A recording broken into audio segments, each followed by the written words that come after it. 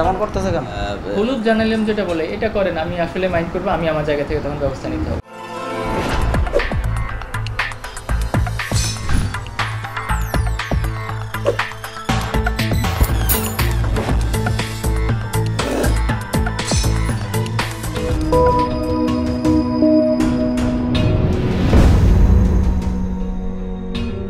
কইছে পরে দিব, আর দেওই নাই। 4,500 টাকা মাস্টার হলে সাইন নিয়েছে, নেওয়া সেটা আমার 2,000 টাকা দিচ্ছে প্রথম। 50 টাকার কৃষকের 10 টাকার সম্পদ দেন। সিবিআই করতে গেলে তো ধরেন আমার কিছু দাবি দেওয়াগুলা যখন যে সরকার আসে এর থেকে আনন্দ নেয়।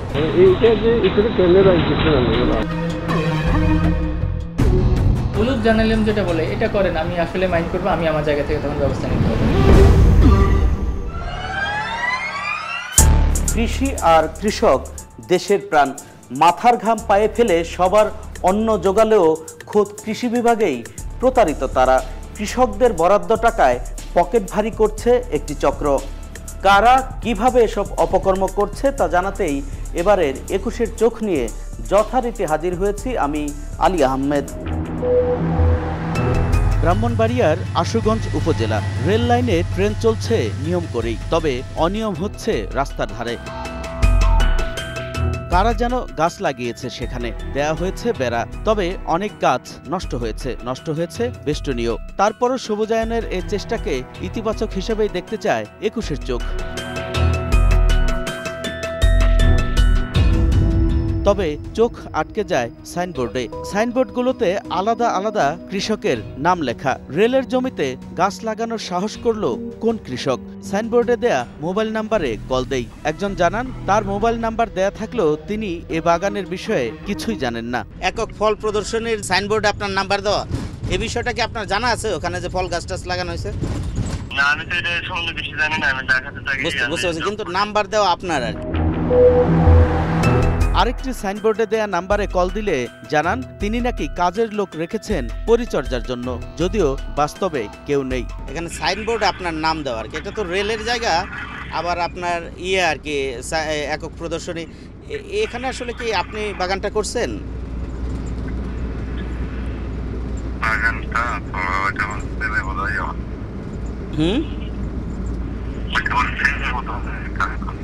আপনার ছেলে করছে না? মনে হয়। এগুলো দেখাশোনা করে কে? লোক আছে না? কে মানে দেখাশোনা করে কে?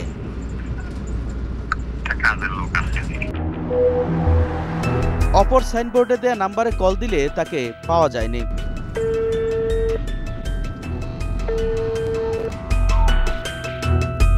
এসব সাইনবোর্ড খেয়াল করলে চোখে পড়ে খোদ ফ্রি প্রকল্পের আওতায় এমন কাজ করেছে। বিষয়টি কৌতূহলের সৃষ্টি করে আমাদের। রেলের জমিতে কিভাবে এমন গাছ লাগানো সম্ভব হলো? ট্রেন চলাচল করে? জি, ট্রেন চলাচল করে। এই জায়গাগুলো কি জায়গাগুলি বাংলাদেশ রেলওয়ে।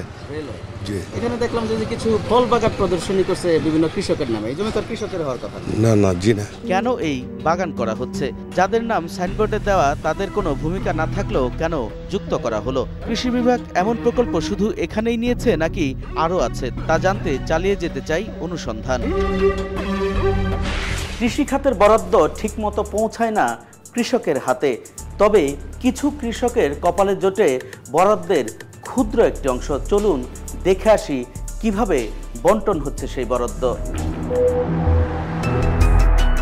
2024-25 অর্থবছরে কৃষি বাজেট 27,214 কোটি টাকা, যার বড় অংশ যায় মন্ত্রণালয় পরিচালন ব্যয় হিসেবে। কৃষি আর কৃষকের জন্য মন্ত্রণালয় হলেও তাদের জন্য বরাদ্দ অপ্রতুল। আর যতটুকু বরাদ্দ হয় তার কতটুকু কৃষকের হাতে পৌঁছে সেই চিত্র দেখতে ব্রাহ্মণবাড়িয়ার আশুগঞ্জে যাই আমরা। Flood reconstruction emergency assistance project free প্রকল্পের আওতায় 2 শতক জমির উপর কমিউনিটি বাগান হয়েছে তালশহর ইউনিয়ন পরিষদের সামনে। এখানে বরাদ্দ 15,000 টাকার কতটুকু পেয়েছেন কৃষক তফসির? এই প্রকল্পের সাফল্য কি?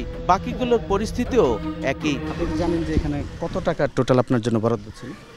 না, 15,000 টাকা বরাদ্দ ছিল। এটা কি আপনার জানা আছে? না, এটা আমার জানা নেই। যা জিনিসপত্র পেয়েছেন তা কত টাকার হবে? এই তো এখানেই তো আছে, 4 বেড়া, নেট আর 4-5 প্যাকেট বীজ দিছিল। এটি আসলে কমিউনিটি বাগান তালশহর যে ইউনিয়ন পরিষদ, সেখানে 2 শতকের এই যে কমিউনিটি বাগান, এখানে আসলে বিভিন্ন ধরনের সবজি ফলের গাছ থাকার কথা, কিন্তু পুরো এই যে 2 শতকের জায়গা এখানে আগাছা পড়ে রয়েছে। এবং এই বাগানটি যার নামে বরাদ্দ, সেই তফসিল মৃধা, তার সাথে আমরা কথা বলেছি। তিনি বলছেন যে তার জন্য যেমন একদিকে সঠিক বরাদ্দ তার কাছে পৌঁছায় নাই, অন্যদিকে এই যে বাগানটি হয়েছে পরবর্তীতে এটি নিয়ে খোঁজ খবরও নেয়নি কৃষি কর্মকর্তারা। আয়ুব মিয়া একই প্রকল্পের আওতায় বাগান করেছেন, কিন্তু তার বাগানের জায়গা চিহ্নিত থাকলেও অদৃশ্য গাছপালা। তার জন্য 10,000 টাকা সরকারি বরাদ্দ থাকলেও বাস্তবতা কি বলছেন আয়ুব মিয়া? একই হাল অন্য মিয়াদেরও। এই খাতে আপনার জন্য কত টাকা বরাদ্দ আছে আপনি জানেন কিনা?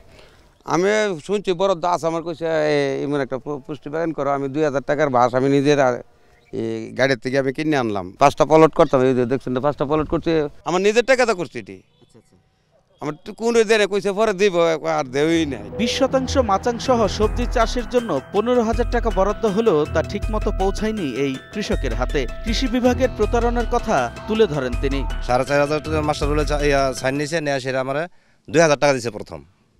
তখন আমি বললাম যে কেন 2,000 টাকা দিলেন? বড় স্যারের নির্দেশ, বড় স্যারে বলছে 2,000 টাকা দিলেন। আমি বড় স্যার, আমি সাইন করছি 4,500 টাকা, আমি 2,000 টাকা কেন নেব? আমি রাগ করে আসা পড়ছি। পরে আরও 2 দিন আমার খবর দিছে, আমি যা টাকা আনতাম, আমি যাই নাই। পরবর্তী একদিন আমি অন্য একটা কাজে গেছিলাম, আমার আইডির একটা কাজে। তখন আমার নজরুল স্যার আমার সাথে দেখা, নজরুল স্যার মানে টাকাটা দেয় আর কি। নজরুল স্যার আমার বলছে যে আপনি করেন, 3,500 টাকা দিয়ে আপনি নিয়ে যান। আমি আপনার পকেট থেকে দেবেন টাকা? এটা যদি আমার বরাদ্দ থাকে আপনি দিবেন, তাহলে তো দরকার নাই আমার। একথা বলে আমি চলে আসছি। পরে 1 বছর পর এই শফিক ভাই আমার টাকাটা 3,500 টাকা সংগ্রহ করে দেয়। কোনো কিছু ঠিকঠাক মতো দেয় নাই। বোরো ধান প্রদর্শনীর বরাদ্দ 12,000 টাকার কতটুকু যায় কৃষকের হাতে, তা জানতে চাই কৃষকের মুখেই। সারে বিশে মিলায় প্রায় 700 মিলায় 6-7 হাজার টাকার মতো নয় পরে। ভুট্টা প্রদর্শনীর জন্য 150 কেজির উপর সার বরাদ্দ থাকলেও কৃষকের হাতে পৌঁছেছে 3 জাতের 55 কেজি সার। নগদ পেয়েছেন 2,000 টাকা, তবে বাকি সব হাওয়া। এই যে গাছটা থাকবো 1, 2, 3 দায়িত্ব এখন এই আগে থাকতে জায়গা আর মন গরম দিতেছে, আমরা পাইলে পাইতেছি, না পাইলে না। আমরা তো কোনো জরুরি কিছু নাই, শুধু দেতে আনি, না দিলে নাই। ভাসমান সবজি বাগানে 35,000 টাকা বরাদ্দ হলেও তা নদীর পানিতে ভেসে গেছে, পায়নি কৃষক। যদিও বরাদ্দে একজন কৃষকের নাম লেখা আছে। এটা মূলত ওই পানিতে একটা সবজির প্রকল্প আসছিল, ফ্রি প্রকল্প থেকে। তো ওটা দিছিল আমাদের এদিকে একজন কৃষককে, তো উনি এটা রাখতে পারেনি, নদীতে দিছিল। এটা ওই নদীতে তেমন একটা ঝড় তুফান আসে, তো এটা তেমন সুবিধা হয় নাই, এই জন্য উনি রাখতে পারেনি।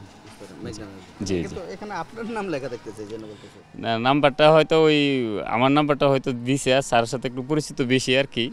উনি হয়তো আমার নাম্বারটা দিয়ে দিছে আর কি, ওনার নাম্বারটা সম্ভবত ছিল না, এই জন্য। ঠিক আছে, কিন্তু নিয়েছিল কে? ফিরোজ খান। জি জি, ওই প্রকল্প আর হয় না? না না, বাস্তবায়ন হয়েছে, এটা রাখতে পারে না। তারোয়া ইউনিয়নের এনামুল সরকারি বরাদ্দে মিষ্টি আলু চাষ করে, যেখানে আলু জন্মায়নি, সেই খোঁজ নেয়নি কেউ। আমরা খোঁজ নিতে গিয়ে কথা বলি এনামুলের সাথে। তিনি বলেন সব দেওয়ার কথা থাকলেও পরে আর গুরুত্ব দেয়নি কৃষি কর্মকর্তারা। উপজেলা নিয়ে আমারে কিছু সার আর কীটনাশক ধরাই দিছে, দেশের কইছে লতেন না আপনি লাগাই, কইছে সব আপনি লাগান, আমরা দেখতেছি যা কিছু লাগে বা খরচ টরচ যা আছে সব 20 দিব। আলু আইনা লাগাইছিলাম, তারপর এটার মধ্যে বালুর পরিমাণটা বেশি, কেমনি কি করলে ভালোই আলু লাগাইছি, এটা তেমন হয়েছে না, এই কারণে আর আপাতত কিছু করতেছি। তিনি জনপ্রতিনিধি, ফল বাগান করতে তার জন্য 12,000 টাকা বরাদ্দ থাকলেও গাছের চারা ছাড়া কিছুই পাননি। যদিও চারা গাছ বৃক্ষে পরিণত হবার আগেই হাওয়ায় মিলিয়ে গেছে, যা দেখারও কেউ নেই। আম বাগান আমার 30টা গাছ দিছিল, আমি ওই পরিতপ্ত কলেজে আমি লাগাইছি, আর অন্য কিছু দেই নাই। বরাদ্দ তো ছিল 12,000 টাকা। না, আমি এটা জানি না, আমি পাই নাই। বায়েক এলাকায় 20 শতাংশ জমির উপর চারা গাছ লাগানো সাইনবোর্ড ঝুললেও বাস্তবে সেখানে 20 শতাংশ জায়গার বড় অংশ জুড়েই পুকুর। গোলমরিচের চারা খুঁজছেন এই কৃষানি, যা বরাদ্দ এসেছিল কৃষি অফিস থেকে, কিন্তু তদারকির অভাবে তা বিলীন হয়েছে। গোলমরিচের এটা গোলমরিচের 500 টাকা দিছে। 500 টাকা দিছে। চারা কয়টা দিছিল? 15টা। পরে আর হয় নাই নাকি? না না, আমি বললে ইসলাম বলে আরো যে সারা সরজে আছে সারা দিয়েন, পরে আর আইসে না দিছে। নিম্নমানের বীজের কারণে ক্ষতিগ্রস্ত হচ্ছেন কৃষক। অনেকেই অভিযোগ করেন সরকারি বরাদ্দ বীজে হচ্ছে না আশানুরূপ ফলন। একজন সরিষা বীজ দিচ্ছে, তার সরিষা করছে, সরিষা রোপণ করার পর তার সরিষা ফলনই হয় নাই। দেখি এক বীজ দিছে অত বড় পাতা। গত 5-6 মাস ধরে কেউ আসো না, কোনো খোঁজ খবর নেয় না, কখন কি লাগবো আমরা তো আর এগুলা আগে কখনো করি নাই, এ সম্বন্ধে তো আমাদের কোনো সাধারণ ধারণা নাই। তাই কৃষি অফিসার না আসার ক্ষেত্রে আমাদের মনে করেন এটা আমরা একটু আনইজি ফিল করতেছি, আসলে কিভাবে কি করতে হবে এটা আমরা বুঝতেছি না। বিভিন্ন প্রকল্পে যেসব বরাদ্দ হয় তার অধিকাংশই আলোর মুখ দেখে না তদারকির অভাবে। আর তদারকি তো করেই না, উল্টো কৃষকদের অবমূল্যায়ন করেন কৃষি বিভাগের কর্মকর্তারা। প্রকল্প বরাদ্দ হয় তাদের ইচ্ছে মতো, ইচ্ছে হলে সংযুক্ত করেন কাউকে, আবার তুচ্ছ কারণেই বাদ দিয়ে দেন। এই প্রকল্পের কিছু পাইছেন? মাসকালাই? না, মাসকালাই পাই না। এই প্রকল্প তো আপনার নামে বরাদ্দ আছে, আমি পাই নাই। জানেন এটা? না, এটা জানি না। কিন্তু এখন দেখা যাচ্ছে আপনাদের বরাদ্দ অনেক কিছু অনেক পাইছি, আমরা 4 ভাগে ধরে 1 ভাগ পাইছি। এখন আমরা কারো ধর্ম কোথায় পাবো এই তথ্যগুলো তো আমরা জানি না, বুঝছেন না? আমরা কি পাই, বরাদ্দ আমার নামে কি আসলো, আমি তো তথ্য পাই না। কৃষককে সহায়তা দায়িত্ব হলেও তাদের সাথে করেন দুর্ব্যবহার। পিন্টু সরকার উনি আমার কাছে 100 কেজি চাল চেয়েছে অফিসারের দিবার লিগা, পোলাও চাল। আমি বাঙ্গায় দিছি বড়দা, সব অফিসারই টাকা দিয়ে দিছে, তাই টাকাটা আমার দেয় নাই। 2 কেজি আপনারা দিছি ফ্রি খুশি মনে, আবার আপনি আমার 5 কেজি চাউল দিতেন না, আমি এখানে লাভ করি করে দিতেন না কেন? কথাটা বলছি, এই কারণে আমার অনুদান বন্ধ করে দিছে। পিন্টু স্যার হওয়ার পরে এই বছর অন্যান্যরা ভুট্টার বীজ দিছে, আমরা অনেক পদ্ধতির নাম দেয় নাই। 50 টাকার কৃষকের 10 টাকার সম্পদ দেয় না, 40 টাকা তারা আত্মসাৎ করে। এইটার কোনো আমরা সরকারের পক্ষ থেকে সাহায্য পাবো না। এ কথা বলার পর সে দূর ছিলেন গা বাল ছিলেন গা বেয়াদ। আশুগঞ্জের মতোই ব্রাহ্মণবাড়িয়ার অন্য উপজেলা সহ সারা দেশেই কৃষকদের বরাদ্দ নিয়ে 9-6 সাধারণ চর্চা হয়ে গেছে। ব্রাহ্মণবাড়িয়ার কসবায় সমালয় প্রকল্প না করেও টাকা তুলে নেওয়ার বিষয়টি নিয়ে উঠেছিল সমালোচনার ঝড়। মাঠে একটা কৃষকদের একটা সমালয় ছিল এই বিস্তীর্ণ মাঠের মধ্যে। তো আমিও একজন কৃষক, তো আমরা যে সমস্ত সুযোগ সুবিধাগুলো পাওয়ার কথা ছিল এবং গভর্নমেন্টের যেই প্রত্যাশা অনুযায়ী সেই এই সুবিধাগুলো আমরা পাই নাই। কেন পাই না, কিসের জন্য পাই না, এটা আমরা বলতে পারি না। কোনো এক অদৃশ্য শক্তি হয়তোবা এই কৃষকদের এই যে প্রণোদনাটা এটা তারা নিয়ে গেছে বা খেয়ে ফেলছে। আমরা পাইছি না, এই যে টাকাগুলো আসছে সব হরিলুট হয়ে যাচ্ছে। শুনি যে টাকা আইয়া কৃষকের লাগে, কিন্তু টাকা কিন্তু আমরা দেন। কৃষির অফিসে যে অনুদান আয় আমরা তো কিছুই পাই না, হেরা কি করে আমরা তো এটা কইতাম পারি না। কসবার কৃষি বিভাগের দুর্নীতি নিয়ে রয়েছে আরো অভিযোগ, যদিও কৃষি কর্মকর্তা সব অস্বীকার করেন। 14 লক্ষ টাকা কৃষকের জন্য আসছে এবং কৃষকের কাছেই চলে গেছে। আমি লুটপাট করেছি এ ধরনের কথা কখনো, মানে যদি কোনো কৃষক বলে থাকে তাদের প্রমাণ দিতে হবে, শুধু লুটপাট বললেই তো হবে না। সময় হলো একটি বিরতির, ফিরবো একটু পরেই, সঙ্গেই থাকুন।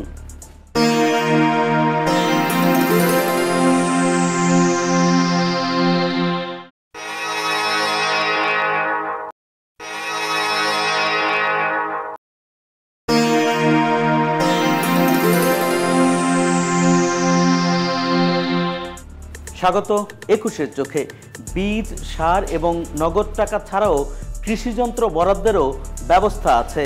অভিযোগ রয়েছে টাকার বিনিময়ে পছন্দের মানুষকে বরাদ্দ দেওয়া হয় এসব যন্ত্র। যারা পাওয়ার যোগ্য নন পাচ্ছেন তারাও। আশুগঞ্জের তারোয়াতে একজন কৃষকের বাড়িতে যাই আমরা। সেখানে সেচের মেশিন পড়ে আছে অনেক দিন ধরে। সেচের জন্য দেয়া পাইপ খেয়েছে ইঁদুরে, খেয়েছে মেশিনের বাক্স। একদিনও ব্যবহার না করলেও নষ্ট হয়ে পড়ে আছে মেশিন। যদিও এই কৃষানি জানান নষ্ট অবস্থায় তিনি হাতে পেয়েছেন। মেশিন দিয়েছে যে 1 বছর হয়ে গেছে। 1 বছর। এটা কি কাজের জন্য দিয়েছে আসলে? পানি সেচের জন্য দিয়েছিল। হ্যাঁ, কিসের কোথায় সেচ দেওয়া? এই খেতে জমির মধ্যে। এটা কোনো কাজে লাগছে? না কাজে লাগে নাই, এটা কোনো কাজে লাগে না। এটার মধ্যে পুরান পড়ছে, যে আনার পরে দেখছে যে এটার মধ্যে জং টং ধরানো, লাগাইতে পারে না, আর ফিটিংই করতে পারে নাই। আরো অবাক হতে হয় যখন জানা যায় যার নামে এই মেশিন বরাদ্দ রয়েছে সেও জানে না কেন এই কৃষিযন্ত্র দেয়া হলো তাকে। এটা ভাই কোনো কাজের দরকার আসে না, তা আমি যে বাড়িতে রাখছি এইটাই আমার পুজো হয়ে লইছে। আমি তো এই মেশিন দিয়ে আমি কোনো কিছু করার মতন আমার ক্যাপাসিটি নেই, আমি এই মেশিন দিয়ে কি করব। পাশে আরেকটি বাড়িতে পাওয়া গেল মিনি ট্রাক্টর, যা টুকরো জমি চাষ করতে এলাকার সব কৃষকের জন্য বরাদ্দ দেওয়া হয়। যদিও দীর্ঘদিন ধরে পড়ে আছে এই মেশিন। কাজে অন্য টাকাই নাই, অন্য লাগা মনে করতে নেই। আমি বলছি যে গ্রুপ আছে মেশিন আনছি ব্যবহার করো। সরকারি মেশিন একা নিজের ঘরে রেখে দেওয়া এবং সবাইকে ব্যবহার করতে না দেওয়ার বিষয়টি মানতে পারছেন না স্থানীয়রা। সরকারে ওনারা আমভাবে দিছে, যে চাইবে তারে দেওয়া হবে, মূল উদ্দেশ্য সেটা। আমি যদি নিজে করি না অন্য আন্দাজ দিতেছি কিনা এটা আমি সঠিকটা বলতে পারি না। ওনার তো এখন ওইটা স্টার্ট দেয় নাই, এভাবেই রয়েছে আর কি। শুধু তারোয়াতেই নয়, পুরো আশুগঞ্জ, ব্রাহ্মণবাড়িয়া তথা সারা দেশেই আসলে মেশিন বরাদ্দের এমন পরিস্থিতি। অভিযোগ, টাকার বিনিময়ে অসাধু কর্তারা এমন অনুপযুক্ত ব্যক্তির হাতে তুলে দেন কৃষি যন্ত্রপাতি। না, আমরা কোনো মেশিন পাইছি না। মেশিন কারাপা কারাপা যারা মনে করেন ইয়ারা আছে, লোক আছে ইয়ার মধ্যে উপজেলার মধ্যে হেরা সিন্ডিকেট ভাবে হেরা পাইতেছে। সরকারের এত লক্ষ টাকার সম্পদরা সরকার দিয়েছে, কৃষক উপকৃত হোক।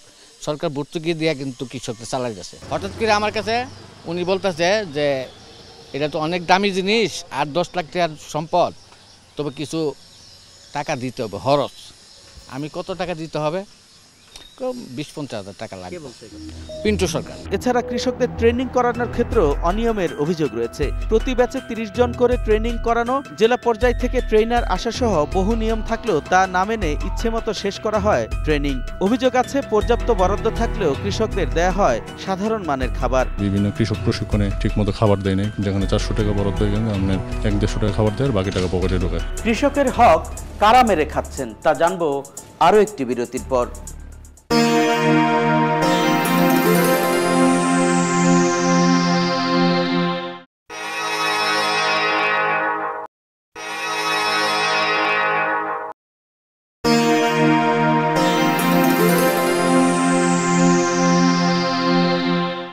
আবারও স্বাগত 21-এর চোখে।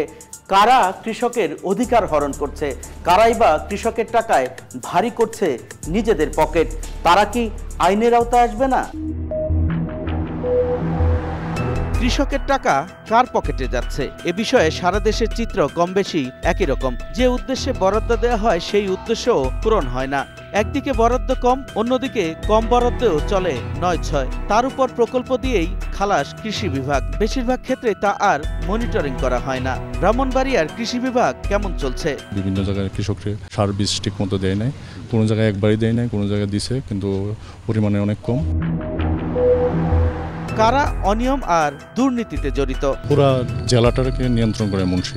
ডিডি হলে তো এটা প্রধান, কিন্তু মুন্সির মাধ্যমে এগুলো নিয়ন্ত্রণ করে। প্রকল্পের বিভিন্ন প্রদর্শনী কৃষকের ঠিকমতো সার দেয় না, বীজ দেয় না, যেগুলো আন্তঃপর্যায়িত টাকা এগুলো ঠিকমতো দিচ্ছে না। কোনো প্রকল্পের 5%, কোনো প্রকল্পের 10%, ওনার সুবিধা অনুযায়ী উনি ওই টাকাটা রেখে দিতেন। মাঠের চিত্র আর এসব অভিযোগ যাচাইয়ে আমরা সকালের দিকে আশুগঞ্জ উপজেলা কৃষি অফিসে যাই। সেখানে গিয়ে কথা বলি উপজেলা কৃষি কর্মকর্তা হাসিব আব্দুল্লাহর সাথে। কৃষকের উন্নয়নে নাকি কাজ করে যাচ্ছেন তিনি আর তার সহকর্মীরা। আমরা কেউই বসে নেই, সবাই সবার জায়গা থেকে যতটুকু পারি কাজ করছে। বরাদ্দ বন্টন নিয়ে অভিযোগ বিষয়ে জানতে চাইলে উল্টো কৃষকদের দোষারোপ করেন তিনি। ব্যবহার খারাপ করে, এছাড়া আর কোনো ইস্যু প্রদর্শনী দিচ্ছে না, এটা এগুলো কমন জিনিস, এগুলো বলবেই ওরা। কৃষকরা সেবা বঞ্চিত হচ্ছে এমন অভিযোগ অস্বীকার করলেও মাঠ পর্যায়ে ঠিকঠাক মনিটরিং হচ্ছে না তা স্বীকার করেন তিনি। কৃষকরা আসলে একটু সেবা থেকে বঞ্চিত হচ্ছে, কারণ আমার অফিসার এই একদম 5টা পর্যন্ত কিন্তু আমি ওকে ফোর্স করতে পারি না যে আপনি মাঠে থাকেন। এসব কথাবার্তা শেষে সেখান থেকে বের হয়ে আসি আমরা, কিন্তু কিছু তথ্য পরে দেবেন হাসিব আব্দুল্লাহ। এজন্য বিকেলে আবার যাই সেখানে। এবার তিনি ক্ষিপ্ত হন, বের হয়ে যেতে বলেন 21-এর ক্যামেরাকে। ক্যামেরাম্যান বের হলে তিনি রীতিমতো হুমকি দেন 21-এর চোখের টিমকে। সে এমন করতেছে কেন? হলুদ জার্নালিজম যেটা বলে এটা করেন, আমি আসলে মাইন্ড করবো, আমি আমার জায়গা থেকে তখন ব্যবস্থা নিতে হবে। এবার আমাদের গন্তব্য ব্রাহ্মণবাড়িয়া সদর। সেখানে গিয়ে কথা হয় উপপরিচালকের সাথে, যার বিরুদ্ধেও রয়েছে অনিয়মের অভিযোগ। অনিয়ম দুর্নীতিতে জড়িত থাকলে তাদের বিরুদ্ধে ব্যবস্থা নেওয়ার কথা জানান তিনি। যেহেতু যদি কোনো উপসারের কৃষি কর্মরত এই ক্ষেত্রে জড়িত থাকে, অবশ্যই এটা ঊর্ধ্বতন কর্তৃপক্ষকে অবহিত করা হবে এবং বিভাগীয় ব্যবস্থা গ্রহণ করা হবে। যদিও তাকে এরই মধ্যে বাঞ্চারামপুর কৃষি প্রশিক্ষণ ইনস্টিটিউটে ঊর্ধ্বতন প্রশিক্ষক হিসেবে বদলি করা হয়েছে। এবার কথা বলি ব্রাহ্মণবাড়িয়ার উপসহকারী কৃষি কর্মকর্তা ইসমাইল মুন্সির সাথে। অভিযোগ, সাবেক গণপূর্ত মন্ত্রী ওবায়দুল মুক্তাদির চৌধুরীর সাথে সখ্যতাকে কাজে লাগিয়ে ব্রাহ্মণবাড়িয়ার কৃষি বিভাগ নিয়ন্ত্রণ করেন তিনি। ইসমাইল মুন্সির আসলে ক্ষমতার উৎস অনেক। ইসমাইল মুন্সি যে আমাদের সাবেক গণপূর্ত মন্ত্রী ছিল ওবায়দুল মুক্তাদির চৌধুরী, ওনার কাছের লোক, ওনার মানে সবসময় আশেপাশে থাকার লোক, ওনার সাথে ওনার অনেক ছবি আমাদের এই কাছে আছে। ওনার আসলে পাওয়ারের শেষ নাই। আর উনি হচ্ছে আপনার এই বিভিন্ন ধরনের প্রকল্পের চাঁদা, তারপর হচ্ছে ফরওয়ার্ডিং, বদলি, এই বিষয়ে ওনার হাত ছিল। ওনার মাইন্ডের সাথে কেউ না মিললে বদলি করে দেবে এরকম হুমকি ধামকি দিত। ওনার পাওয়ারের জায়গাটা ছিল যে মন্ত্রী ওনার পাশে আছে। বদলি, বরাদ্দ নিশ্চিত সহ সবকিছুই তার নিয়ন্ত্রণে। সখ্যতা ছিল সাবেক আইনমন্ত্রী আনিসুল হকের সাথেও। ডিডি মহোদয়ের আস্থাভাজন এবং ডিডি মহোদয়কে বিভিন্ন উপজেলা থেকে আমরা বিভিন্ন প্রকল্পের চাঁদা ওঠানোর দায়িত্ব হলো ক্যাশিয়ার হিসেবে কাজ করে ইসমাইল মুন্সি। তবে তিনি জানান, তার ভালোর কাজে ঈর্ষান্বিত হয়ে অপপ্রচার করা হয় তার বিরুদ্ধে। কারণ আমি আপনার কলি, আমি আপনার সাথে নির্বাচন করতে যাবো, তো আপনার নির্বাচন করতে গেলে এগেইনস্টে নেই কিছু কথা উঠি, এটাই মূলত আমাদের আর ক্রিয়া নাই। যখন যে সরকার আসে আমরা সেই সরকারের একটা, যেহেতু আমি একটা সিবিআই করি, সিবিআই করতে গেলে তো ধরেন আমার কিছু দাবি দেওয়াগুলা বিভিন্ন এর থেকে আনন্দ লাগে। তা আমি ধরেন না কোনো সময় ওনার কাছে যেমন গেলে আমাদের একটা এই যে পাঠাগারের জন্য কিছু টাকা দেন, আমরা কিছু পাঠাগার করি, কিছু বইটি কিনি, কিছু বইটি বিলি করি। আবার যখন জাতীয় পার্টি আসে তো বিএমপি সময় আমি বিএমপি সময় এরকম ছিলাম, এরকম আর কি। এবার খোদ ব্রাহ্মণবাড়িয়ার উপপরিচালক জানান, সবকিছুতেই হাত আছে ইসমাইলের। সাথে বিস্ময় প্রকাশ করেন সবাইকে ম্যানেজ করা ইসমাইলের খবর কিভাবে পেল 21-এর চোখ।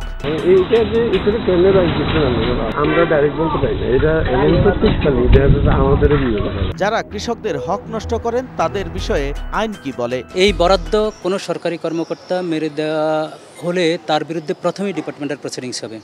প্রথমেই তাকে সাময়িকভাবে তাকে সাসপেন্ড করা হবে, তদন্ত হবে, ডিপার্টমেন্টাল মামলা রুজু হবে। পাশাপাশি আমাদের দুদক নামক একটা শক্তিশালী সংস্থা এখানে আছে, সেই সংস্থা এইসব ক্ষেত্রে তড়িৎ বেগে তাদেরকে আইনের আওতায় আনবে, শাস্তির মুখোমুখি করবে, যাতে ভবিষ্যতে আর কেউ এই কাজটি না করতে পারে। প্রকল্প বরাদ্দ বন্টনে ৯/৬ এবং কৃষকদের সাথে প্রতারণার বিষয়ে কথা বলতে চাই প্রকল্প পরিচালক এবং কৃষি সম্প্রসারণ অধিদপ্তরের মহাপরিচালকের সাথে, কিন্তু খামার বাড়ি গিয়ে এবং টেলিফোনের চেষ্টা করেও তাদের সাথে যোগাযোগ করা যায়নি। আমরা একটি উপজেলার কৃষি খাতের একটি অংশের অনিয়ম তুলে ধরলাম। সরকারি বিভিন্ন খাতের অনিয়ম দুর্নীতির মাঝে কারোর নজর নেই কৃষকদের প্রতি। আমাদের চাওয়া, কৃষকদের যেন অবহেলা না করা হয়। আমাদের দাবি, কৃষি খাতে অনিয়ম দুর্নীতিতে যারা জড়িত তাদের আইনের আওতায় আনা হোক। দর্শক, শেষ করব, তবে যাবার আগে আপনাদেরকেও সঙ্গে রাখতে চাই। আপনার কাছে থাকা অনুসন্ধানমূলক তথ্য আমাদেরকে জানান, আমরা তুলে আনব খবরের ভেতরের খবর। লিখতে পারেন এই ঠিকানায়। প্রযোজক 21-এর চোখ, 21 টেলিভিশন, জাহাঙ্গীর টাওয়ার, 10 কারওয়ান বাজার, ঢাকা 1215। হোয়াটসঅ্যাপ করুন, কথা বলুন এবং তথ্য ও ভিডিও শেয়ার করুন 019721212221 এই নম্বরে। সাধারণ চোখে যা দেখা যায় না তা দেখানোই 21-এর চোখের কাজ। চোখ রাখুন 21-এর চোখে।